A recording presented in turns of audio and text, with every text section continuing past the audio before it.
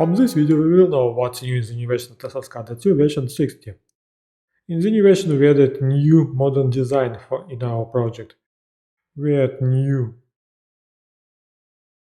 tab design. It's now from the left, not from the top of the dialog boxes.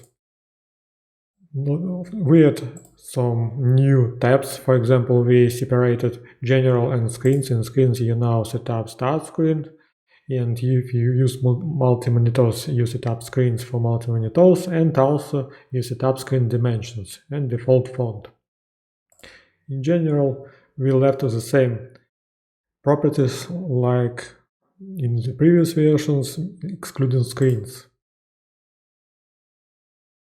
Also, we add new design for object properties tab.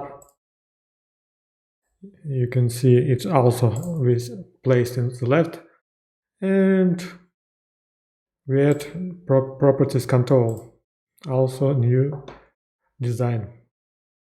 So you can set up also in properties control with using new design features.